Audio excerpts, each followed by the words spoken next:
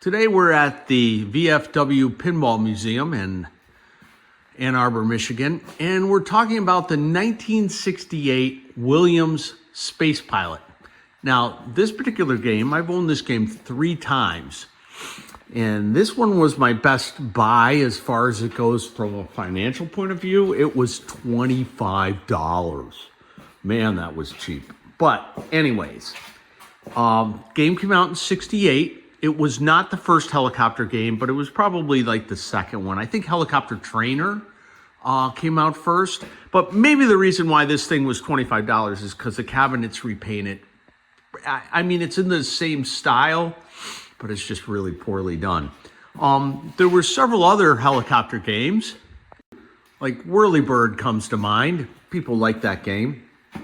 And the best one is the Midway Chopper that came out, I think, 74. Midway Chopper. That's the best one by far. But let's talk about this one. This is a really simple game. It is electromechanical, has no sound other than a chime box. When you score up here, the chime box will go on. But I have modified it, and I will tell you about that in a second. The little spacecraft here, I added that Molex connector to make it easier to service, because if you wanted to take the thing off, before you had to unsolder a bunch of wires. Now I can just unclip it. The 2 motors in there are just standard hobby motors. The propellers are pretty standard propellers that you can buy at hobby shops. That is a reproduction body. This was the original one. It's not in terrible shape, but it's a little beat up. So what I did is I filled this with body filler and made a negative mold of it, and then used PETG 16th-inch plastic and heat formed it with a vacuum form, where you, well, you can do some research, but basically you put your PETG sheet of plastic in the oven, and then you have a little vacuum box, and the plastic just settles down right over it, and you end up with this nice little thing. I redid the stickers, but I can't find them, what I did with them. I printed a bunch of them. It's kind of a little dry without the stickers. But let's talk about it. You see right here, that is called a whisker. See that thing right there? That's the whisker. That's the scoring device. So what that does is when you have one lit tower, there's 4 towers, 1, 2, 3, 4. And when this is lit, you have to go around and make that whisker touch that wire. So you can see the wire there has to be touched by the whisker there. And then that's how you score. And up there, it'll tell you how much you get for each of the targets. You can see that there's a couple different scoring possibilities. Not lit right now because we're in game over. The towers are adjustable. You can undo that set screw right there and move it in or out, or turn it to make it harder or easier. So the lowest poles on the lowest wires on the poles are the first level, and as you go up levels, it gets harder and harder and harder. Zoom, zoom. Let's talk about the electromechanical magic here. You got a score motor because the scores are not just straight up 10s or 100s, or like 30, 50 points type thing. So you need this to do that kind of magic.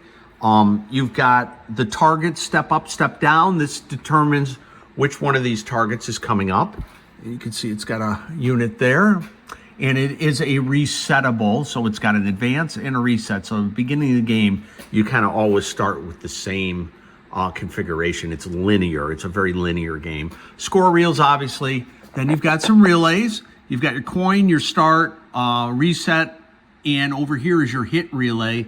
And then you've got a game relay up there. And now what I've done, you can see here, I've got one of those little MP3 boards that we've talked about in some of the other videos. So what I did is I took, when you start a game, the general illumination turns on for the score drums right here. So I wired to that. So when you start a game, this guy comes on, and there's my little digital display that I put on there. It tells me the voltage, and he starts playing a background song, because without any background sound, this game's really dry, and it's almost to the point where people don't even know the game has started. Because when you start a game, if you're not on the controls, it just kind of sits there. So it's a little confusing. And then if you've got sound, then people are like, oh, hey, I guess the game's playing. I better do something. But anyways, I put a bridge rectifier to take the 6 volts AC and to make it to full wave rectified DC, and then a cap to smooth it out. This is a 2200 microfarad cap. And then I wire it directly to this little MP3 board that requires 4 volts to 6 volts. And then it plays my David Bowie song with some Apollo 11 landing chatter in the background. So, and then down here, if we look, we've got a chime box. Every time you score, the chime goes off. Up there's your coin box and your transformer. And there's my speaker for my soundboard. And then these 4 devices are what controls the polls in the scoring. I want to be an astronaut. Here's our little space flight, and notice how it's kind of balanced, and you adjust the weight by moving that. You don't want them too heavy or too light, because you want this propeller to move them up and this guy to move them forward or back. And you have your control pod up here, which allows the player to control the speed of this and the direction of this, either up or down, or forward or backward. You can change directions with it.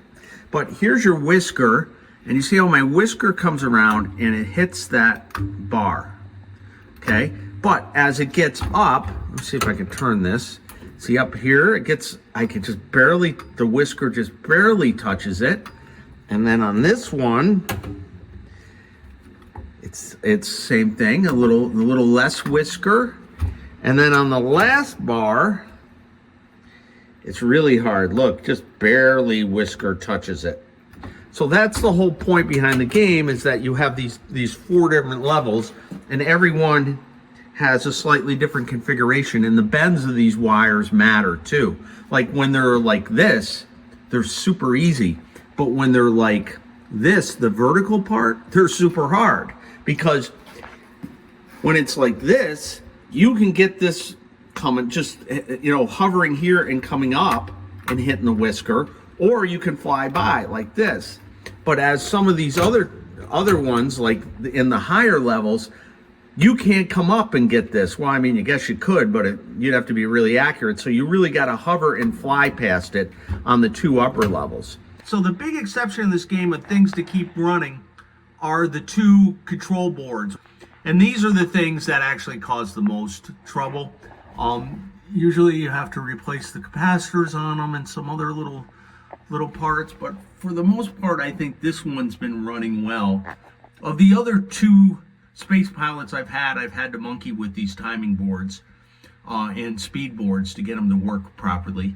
I think Midway handled this stuff a lot better than Williams did as far as integrating solid state technology with electromechanical. I'm a space pilot, baby.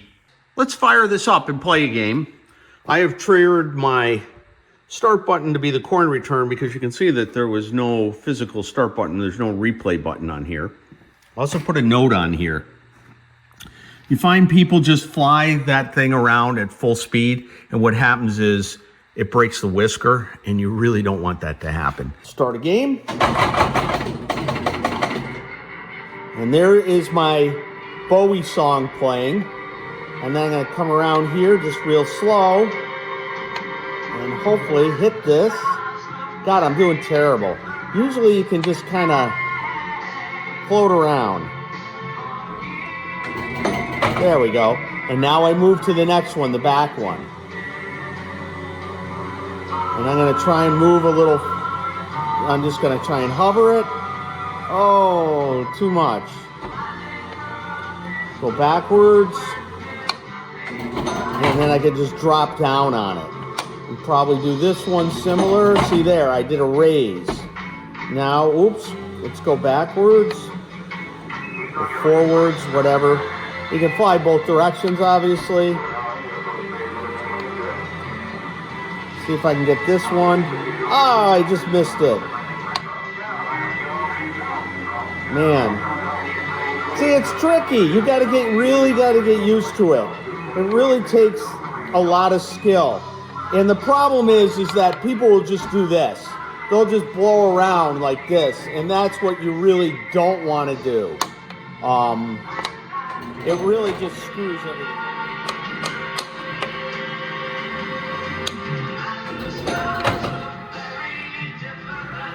And then my David Bowie song goes off when the timer's out, and our game is over. Well, that concludes our Space Pilot video here at the VFWpinball.com location.